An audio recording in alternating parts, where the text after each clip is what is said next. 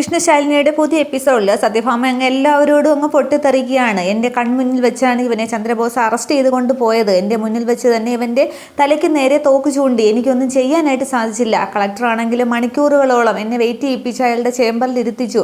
ഇതിനൊക്കെ എനിക്ക് പ്രതികാരം ചെയ്യുക തന്നെ വേണം. ഇനി എൻ്റെ മോനെ തൊട്ടാൽ ചന്ദ്രബോസിൻ്റെ ഈ ഭൂമിയിൽ നിന്ന് തന്നെ ഞാൻ ട്രാൻസ്ഫർ ചെയ്യുമെന്നാണ് പറഞ്ഞിരിക്കുന്നത്. അതിനുള്ള ഏറ്റവും എളുപ്പ വഴി ഇത് തന്നെയാണ്. മന്ത്രിസഭയെ പിന്തുണയ്ക്കുന്നത് കൊണ്ട് ചന്ദ്രബോസ് മന്ത്രിയാവും, ആഭ്യന്തരം തന്നെ കിട്ടും.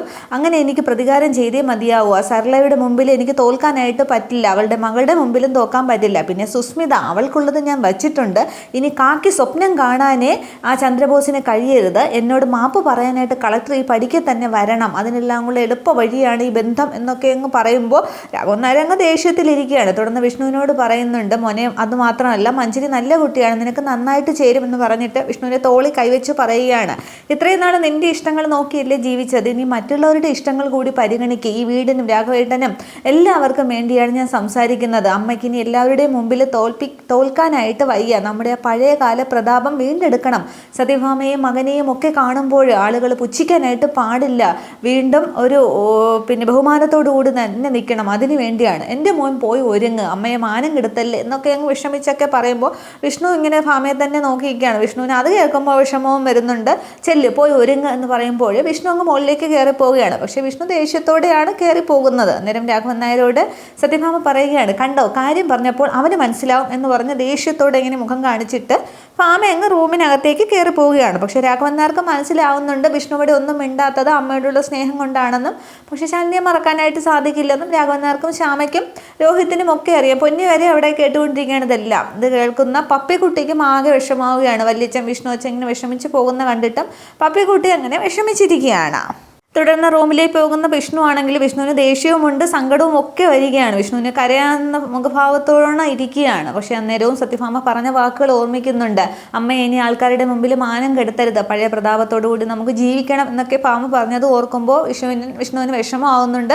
പക്ഷേ കല്യാണം എന്ന് കേൾക്കുമ്പോൾ അങ്ങോട്ട് ദേഷ്യവും വരികയാണ്. അതേസമയം പപ്പിക്കുട്ടിയാണെങ്കിൽ അവിടെ നിന്ന് തൻ്റെ ടെഡി ബിയർ എടുത്തുകൊണ്ട് മുകളിലത്തെ നിലയിലേക്ക് ഓടിപ്പോവുകയാണ്. രോഹിത് ശ്യാമയെ എല്ലാവരും നോക്കുന്നുണ്ട്. തുടർന്ന് ബാൽക്കണിയിലേക്ക് പോയിരുന്ന ശേഷം കണ്ടു വാച്ചു, വല്യച്ഛൻ ആകെ സങ്കടത്തിലാണ്, വല്യച്ഛൻ്റെ വിഷമം മാറ്റാനായിട്ട് എന്തെങ്കിലും ഒരു ഐഡിയ പറഞ്ഞതാ എന്നിങ്ങനെ ടെഡി ബിയറിനെ നോക്കി പറയുകയാണ്. അന്നേരം നീ ഒന്നും മിണ്ടില്ലല്ലേ, നീ അല്ലേ എനിക്ക് എന്തെങ്കിലും ഐഡിയ പറഞ്ഞു തരേണ്ടതെന്ന് ദേഷ്യത്തോടെ ഇരിക്കുമ്പോഴാണ് ഈ സമയത്ത് ശ്യാമയുടെ ഫോണിലേക്ക് സത്യ ഫോൺ വിളിക്കുകയാണ്. പപ്പിയുടെ അടുത്ത് തന്നെ ഫോൺ ഇരിക്കുകയാണ്.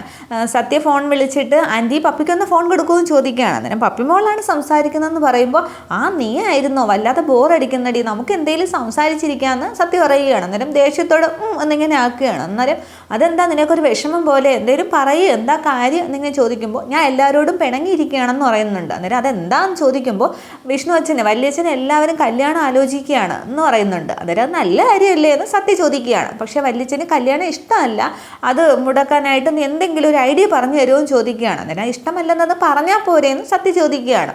വല്യച്ഛൻ പറയുന്നുണ്ട്, പക്ഷേ അച്ഛമ്മ അത് സമ്മതിക്കുന്നില്ല എന്ന് പറയുകയാണ്. അന്നേരം കൊച്ചുകുട്ടിയായി നീ എന്തോ ചെയ്യാനാണ് എന്നിങ്ങനെ സത്യ ചോദിക്കുകയാണ്. അന്നേരം എന്നേക്കാൾ സ്മാർട്ട് നീ അല്ലേ, എന്തെങ്കിലും ഒരു ഐഡിയ എനിക്ക് പറഞ്ഞതാ സത്യ, പ്ലീസ് സത്യ എന്ന് പറയുമ്പോൾ എനിക്ക് കുറച്ച് സമയം എന്താ എന്നിങ്ങനെ സത്യ പറയുകയാണ്. തുടർന്ന് സത്യ എന്തൊക്കെയോ അങ്ങ് ആലോചിക്കുമ്പോൾ ഫോൺ കട്ടാക്കിയോ, ഹലോ ഹലോ എന്നിങ്ങനെ പപ്പി ഫോൺ ചോദിച്ചുകൊണ്ടിരിക്കുകയാണ്. അന്നേരം ഒരു ഐഡിയ കിട്ടി എന്ന് പറഞ്ഞിട്ട് തൻ്റെ ഐഡിയ സത്യ പപ്പിയോട് പറയുകയാണ്. അന്നേരം അത് വ്യക്തമാക്കുന്നില്ല. അന്നേരം അത് കേൾക്കുമ്പോൾ ഹായ് സത്യ, നല്ല ഐഡിയയാണ്, ഇത് വർക്കൗട്ട് ആവും, ഞാൻ എൻ്റെ പണി തുടങ്ങട്ടെ, താങ്ക്സ് എന്നൊക്കെ പറഞ്ഞ് ഫോൺ വയ്ക്കുകയാണ്. തുടർന്ന് ടെഡി ബിയറിനോട് പറയുന്നുണ്ട്, നീ അല്ലേ എനിക്ക് ഐഡിയ പറഞ്ഞു തരാത്ത, എൻ്റെ ഫ്രണ്ട് സത്യ പറഞ്ഞു തന്നല്ലോ, ഞാൻ ഇപ്പം തന്നെ ശരിയാക്കുന്നെന്നും പറഞ്ഞിട്ട് അതും എടുത്തുകൊണ്ട് താഴോട്ട് വരികയാണ്. തുടർന്ന് പപ്പി ഇങ്ങനെ താഴോട്ട് സ്റ്റെയറിൻ്റെ അവിടെ വന്ന് നിൽക്കുമ്പോഴത്തേക്ക് എല്ലാവരും വന്നു കഴിഞ്ഞു. ഷൺമുഖവും ഭാര്യയും മകളും പിന്നെ ഷൺമുഖദാസിൻ്റെ അളിയനും ഭാര്യയും ഒക്കെ എത്തിയിട്ടുണ്ട്. എല്ലാവരെയും ഒക്കെ പരിചയപ്പെടുത്തുകയാണ്. അന്നേരം ഇതാണ് നമ്മുടെ സ്ഥാനാർത്ഥി മഞ്ജരി എന്ന് പറഞ്ഞ് മോളെ കാണിക്കുകയാണ്. അന്നേരം ഞാനൊരു ഫംഗ്ഷന് വെച്ച് കണ്ടിട്ടുണ്ട്, അതുകൊണ്ടാണ് ഇത് മുന്നോട്ട് നീക്കാമെന്ന് വിചാരിച്ചതെന്ന് പറയുമ്പോൾ ഞാനും ഒന്ന് സംശയിച്ചു എന്നൊക്കെ ഷൺമുഖദാസ് സംസാരിക്കുകയാണ്. അന്നേരം വിജയകുമാർ പറയുന്നുണ്ട്, രോഗി ഇച്ഛിച്ചതും വൈദ്യം കൽപ്പിച്ചതും പാല് എന്നൊക്കെ പറഞ്ഞ് അവർ തങ്ങളിൽ സംസാരിക്കുകയാണ്. തുടർന്ന് സത്യഭാമയാണെങ്കിൽ രോഹിത്തിനോട് പറയുന്നുണ്ട്, രോഹിത്തെ വിഷ്ണുവിനെ വിളിച്ചുകൊണ്ട് വാന്ന്. പക്ഷേ രോഹിത്ത് ആണെങ്കിൽ അത് മൈൻഡ് ചെയ്യുന്നില്ല, അങ്ങ് കുനിഞ്ഞിരിക്കുകയാണ്. അങ്ങോട്ടും ഇങ്ങോട്ടും ശ്യാമയൊക്കെ ഇങ്ങ് നോക്കുകയാണ്. തുടർന്ന് സത്യഭാമ ഒന്നുകൂടി തിരിഞ്ഞു നോക്കുമ്പോൾ രോഹിത്ത് മൈൻഡ് ചെയ്തിരിക്കുകയാണ്. അത് ഭാമയ്ക്ക് മനസ്സിലാവുകയാണ്. തുടർന്ന് ഭാമ ഇങ്ങനെ പിള്ളയെ നോക്കുമ്പോൾ പിള്ള അങ്ങ് തല കുനിച്ച് വെളിയിലേക്ക് അങ്ങ് ഇറങ്ങി പോവുകയാണ്. അന്നേരം ബാക്കി ഷൺമുഖദാസൊക്കെ അത് ശ്രദ്ധിക്കുകയാണ്. തുടർന്ന് രാഘവൻ നായരെ മുഖത്തേക്ക് നോക്കുമ്പോൾ രാഘവൻ നായർ ചിരിച്ചിരിക്കുകയാണ്. അന്നേരം അവരാരും വിളിക്കില്ല എന്ന് മനസ്സിലാകുമ്പോൾ തുടർന്ന് ഭാമ പറയുന്നുണ്ട് ഞാൻ തന്നെ വിഷ്ണുവിനെ വിളിച്ചുകൊണ്ട് വരാം എന്ന് പറഞ്ഞിട്ട് രാഘവൻ നായർ ഇങ്ങനെ ദേഷ്യത്തോടെ നോക്കിയിട്ട് മുകളിലേക്ക് കയറി പോവുകയാണ്. തുടർന്ന് സ്റ്റെയറിൽ നിൽക്കുന്ന പപ്പിക്കുട്ടി ഒന്ന് ഒതുങ്ങി നിൽക്കും മോളെ എന്നൊക്കെ പറഞ്ഞിട്ടാണ് ഭാമ മുകളിലേക്ക് കയറി പോകുന്നത്. തുടർന്ന് രാഘവൻ നായരോട് ഷൺമുഖദാസ് കാലൊക്കെ എങ്ങനെയുണ്ട് പിന്നെ ചോദിക്കുകയാണ്. അന്നേരം സ്റ്റിക്കിൻ്റെ സഹായത്തോട് നടക്കാം, പൂർണ്ണമായിട്ടും പരസഹായം ഇല്ലാതെ പറ്റില്ല, ശരീരം എപ്പോഴാണ് ചതിക്കുക എന്നറിയില്ലല്ലോ എന്നൊക്കെ പറയുകയാണ്. അന്നേരം ആയുർവേദമല്ലേ നോക്കുന്നത്, ഇനിയിപ്പോൾ ഏതെങ്കിലും ഫിസിയോതെറാപ്പിസ്റ്റിനെ കാണിക്ക്, എനിക്ക് പരിചയമുള്ളതുകൊണ്ട് ഞാൻ റെക്കമെൻഡ് ചെയ്യാം എന്ന് പറയുമ്പോൾ കാലല്ലേ പിന്നെ മാറുന്ന ട്രെൻഡിനൊപ്പം മാറ്റാനുള്ളതല്ലോ, ഒന്ന് മുറിച്ച് മറ്റത് മാറ്റി വയ്ക്കാനായിട്ട് പറ്റില്ലല്ലോ, എല്ലാം പഴയത് തന്നെയാണ് നല്ലതെന്നൊക്കെ കുറച്ച് സാഹിത്യപരമായിട്ട് നീരസത്തോടു കൂടിയൊക്കെ രാഘവൻ നായർ സംസാരിക്കുമ്പോൾ മഞ്ജരിയും ഷൺമുഖദാസും ഒക്കെ ശ്രദ്ധിക്കുകയാണ്. അന്നേരം അവർക്കൊക്കെ മനസ്സിലാകുന്നുണ്ട് രാഘവൻ നായർക്കൊക്കെ നീരസമാണ് എന്നുള്ളത്. ഇതേസമയം പപ്പിയാണെങ്കിൽ ആ മുകളിൽ നിന്നിട്ട് ഇപ്പം കല്യാണം നടക്കും എന്നുള്ള സന്തോഷത്തിൽ നിൽക്കുകയാണല്ലേ, ഇപ്പം ശരിയാക്കി തരാമെന്നും പറഞ്ഞ് മെല്ലെ മെല്ലെ സ്റ്റെപ്പ് ഇറങ്ങി ഇങ്ങനെ താഴോട്ട് വരികയാണ്. അന്നേരം പപ്പി ഇങ്ങനെ നടന്നു വരുന്നതൊക്കെ ഈ മഞ്ജരി ശ്രദ്ധിക്കുന്നുണ്ട്. തുടർന്ന് സത്യഭാമ മുകളിലെ റൂമിലേക്ക് കയറി വരുമ്പോൾ വിഷ്ണു ഇങ്ങനെ ദേഷ്യത്തോടെ ഇരിക്കുകയാണ്. തുടർന്ന് വിഷ്ണു അങ്ങ് മുഖം കുനിച്ചിരിക്കുകയാണ്, സത്യഭാമയുടെ മുഖത്ത് നോക്കാതെ. ഭാമ ഇങ്ങനെ വിഷ്ണുവിൻ്റെ അടുത്ത് വന്ന് നിൽക്കുകയാണ്. തുടർന്ന് ഭാമയുടെ കണ്ണ് മാത്രം ഇങ്ങനെ കാണിക്കുകയാണ്, വിഷ്ണുവിൻ്റെ കണ്ണും കാണിക്കുന്നുണ്ട്. അവർ പരസ്പരം നോക്കുന്നില്ല, സംഭവം അറിയാമല്ലോ എന്താണെന്ന്. തുടർന്ന് ഭാമയാണെങ്കിൽ ഒന്നും മിണ്ടാതെ അൽമാരി തുറന്ന് വിഷ്ണുവിൻ്റെ ഒരു ഷർട്ട് എടുക്കുകയാണ്. എന്നിട്ട് അത് വിഷ്ണുവിൻ്റെ അടുത്തേക്ക് കൊണ്ട് ചെന്നിട്ട് പറയുകയാണ്, താഴെ കുറച്ച് പേര് വന്നിരിപ്പുണ്ട്, സത്യഭാമ വിളിച്ചു വരുത്തിയ അതിഥികളാണ്, സത്യഭാമയുടെ മകൻ ഒരു കല്യാണ ആലോചനയ്ക്ക് വേണ്ടിയിട്ടാണ്, നിനക്കിപ്പോൾ ചിലപ്പോൾ താഴേക്ക് വരാതിരിക്കാം, അവരിങ്ങ് തിരിച്ചു പൊയ്ക്കോളും, കല്യാണം നടക്കില്ല, മുടങ്ങിപ്പോകും. അതിപ്പോൾ സർവ്വസാധാരണമാണല്ലോ, കല്യാണ തലേന്ന് വരെ പെണ്ണൊളിച്ചോടുന്നു, ചെറുക്കൻ ഒളിച്ചോടുന്നു, അതൊക്കെ സംഭവിക്കും. പക്ഷെ അതൊക്കെ പല വീടുകളിലും സംഭവിക്കും. സത്യഭാമയുടെ വീട്ടിൽ അത് നടപ്പില്ല.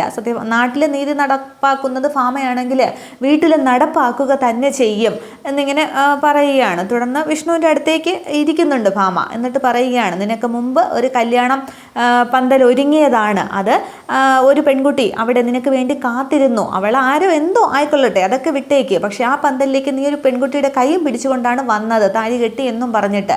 അന്ന് സത്യഭാമയുടെ തലയിൽ ചാണകവെള്ളം ഒഴിച്ചതുപോലെയായി. സത്യഭാമയ്ക്ക് എന്നല്ല വേറൊരു അമ്മയ്ക്കും അത് പിന്നെ ഉൾക്കൊള്ളാനായിട്ട് സാധിക്കില്ല. പക്ഷേ ഏത് ചായക്കടക്കാരിയുടെ ഏത് മകൾ ആരോ ആയിക്കൊള്ളട്ടെ, നിറപറയും നിലവിളക്കുമായിട്ട് വിളക്ക് കൊടുത്ത് ഞാൻ അവളെ അകത്തേക്ക് സ്വീകരിക്കുകയാണ് ചെയ്തത്. പക്ഷെ അവൾ എന്താണ് ചെയ്തത്, തുടക്കത്തിൽ കുറച്ച് നീരസമൊക്കെ ഉണ്ടായിരുന്നെങ്കിലും പിന്നീട് ഞാൻ ഒരു മകളെ പോലെ തന്നെ സ്നേഹിച്ചു. ഒരു രാജകുമാരിയെ വരവേൽക്കാൻ ഒരുങ്ങിയ ഒരു സീമന്ത ചടങ്ങിൽ നിന്നാണ് അവൾ ഇറങ്ങിപ്പോയത്, അതിനൊക്കെ നിനക്ക് എന്താണ് പറയാനുള്ളത് എന്നിങ്ങനെ ചോദിക്കുമ്പോൾ എനിക്കൊന്നും പറയാനില്ല എന്ന് പറഞ്ഞിട്ട് വിഷ്ണു അങ്ങ് എഴുന്നേൽക്കുകയാണ്. അങ്ങ് പോകാൻ തുടങ്ങുമ്പോൾ നിനക്കൊന്നും പറയാനില്ലെങ്കിൽ എനിക്ക് പറയാനുണ്ട്, നിൻ്റെ ഇഷ്ടപ്രകാരം നീ അന്ന് കല്യാണം കഴിച്ചു, ഇന്നിപ്പോൾ എൻ്റെ ഇഷ്ടപ്രകാരം ഇത് നടക്കണം എന്ന് പറയുമ്പോൾ വിഷ്ണുവിനങ്ങ് ദേഷ്യം വരികയാണ്. അമ്മ എനിക്കൊരു മനസ്സില്ലേ, എൻ്റെ ഇഷ്ടം കൂടി എൻ്റെ സമ്മതം കൂടി നോക്കണ്ടേ എന്ന് പറയുകയാണ്. അന്നേരം തീർച്ചയായും അതുണ്ട്, അന്ന് നിൻ്റെ ഇഷ്ടപ്രകാരം കല്യാണം കഴിച്ചു, പക്ഷേ ഇന്നിപ്പോൾ എൻ്റെ ഇഷ്ടം കൂടി നോക്കണം, ഞാൻ നിൻ്റെ അമ്മയാണ്, നിനക്ക് നല്ലത് വരുന്നതേ ചെയ്യൂ, ഇത് നടന്നാലും നിനക്ക് നല്ലതേ ഉണ്ടാവൂ എന്ന് പറയുമ്പോൾ നിൻ്റെ തീരുമാനം എന്താണെന്നിങ്ങനെ ചോദിക്കുകയാണ്. അന്നേരം ഒന്നും പറയാതെ വിഷ്ണു അങ്ങ് പോകാൻ തുടങ്ങുമ്പോൾ വിഷ്ണുവിനെ വീണ്ടും പിടിച്ചു നിർത്തുകയാണ്. അന്നേരം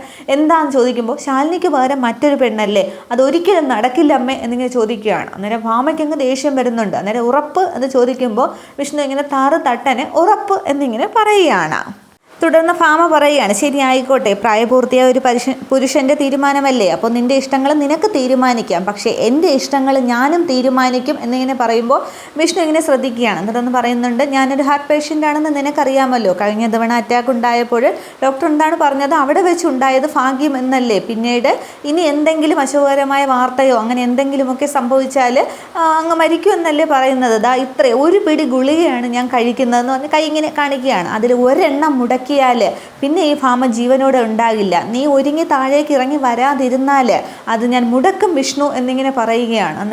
എന്നിട്ട് അങ്ങ് പോകാൻ തുടങ്ങുമ്പോൾ അമ്മേ എന്നിങ്ങനെ സങ്കടത്തോടെ വിഷ്ണു വിളിക്കുകയാണ്. തുടർന്ന് പറയുന്നുണ്ട്, രണ്ടായാലും നിനക്ക് ഗുണം തന്നെയാണ്, ഞാനങ്ങ് മരിച്ചു കഴിഞ്ഞാൽ നിനക്ക് ഇഷ്ടമുള്ള പെൺകുട്ടിയെ വിളിച്ചു കൊണ്ടുവന്ന് ഇവിടെ താമസിക്കാം, നിൻ്റെ അച്ഛൻ കളിയാക്കുന്നത് പോലെ സുഗ്രീവാഗ്നി എന്നും പറയാനായിട്ട്. പിന്നെ ഈ സത്യഭാമയില്ല, ഇത് ഞാൻ ഇന്നത്തെ ദിവസത്തിനായിട്ട് നിനക്ക് വേണ്ടി വാങ്ങിയ ഷർട്ടാണ്, അപ്പോൾ നീ എനിക്ക് കഴിഞ്ഞ വിഷുവിന് വാങ്ങിത്തന്ന കോടിമുണ്ട് എൻ്റെ അലമാരയിൽ തന്നെ ഇരിപ്പുണ്ട്, ആരെന്തുപയോഗിക്കണം എന്നുള്ളത് നിനക്ക് തീരുമാനിക്കണം, എന്തായാലും ഇവിടെ ഒരു ചടങ്ങ് നടന്നേ മതിയാകൂ, അതിപ്പോൾ നീ ഒന്നുകിൽ നീ ആ പെൺകുട്ടിക്ക് പുടവ കൊടുക്കണം, അല്ലെങ്കിൽ ഇവിടുത്തെ തളത്തിൽ ഹാളിലെ തളത്തിൽ കോടിമുണ്ട് പുതപ്പിച്ച് സത്യഭാമ കിടക്കും എന്നിങ്ങനെ പറയുകയാണ്. അത് ഞാൻ നടത്തും വിഷ്ണു എന്നിങ്ങനെ പറയുമ്പോൾ വിഷ്ണുവിന് ആകെ ദേഷ്യവും സങ്കടവും ഒക്കെ ഒരുമിച്ച് വരികയാണ്. തുടർന്ന് നിനക്ക് മുന്നിൽ 10 മിനിറ്റ് സമയം മാത്രമാണുള്ളത്, എന്ത് വേണമെന്ന് നിനക്ക് തീരുമാനിക്കാം എന്ന് പറഞ്ഞിട്ട് ആ ഷർട്ട് അങ്ങ് കട്ടിലേക്ക് ഇട്ടിട്ട് ഭാമ അങ്ങ് ദേഷ്യത്തോടു കൂടി പോവുകയാണ്. വിഷ്ണു അങ്ങ് ആകെ കൺഫ്യൂഷനിലാവുകയാണ് എന്ത് ചെയ്യും എന്നുള്ളത്.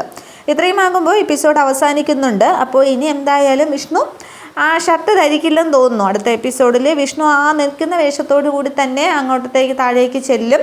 പിന്നീട് അവിടെ കുറേ സംഭവങ്ങളൊക്കെ അരങ്ങേറും. പപ്പിക്കുട്ടി എന്തായാലും സത്യ പറഞ്ഞനുസരിച്ച് ഈ കല്യാണം മുടക്കുക തന്നെ ചെയ്യും. അത് സത്യഭാമയായിട്ട് തന്നെ മുടക്കും. അങ്ങനെയുള്ള എപ്പിസോഡുകളൊക്കെയാണ് വരുന്നത്. അതൊക്കെ നമുക്ക് പുതിയ എപ്പിസോഡിൽ കാണാം. പ്രൊമോ വരുമ്പോൾ ബാക്കി പറയാം. Okay, thank you.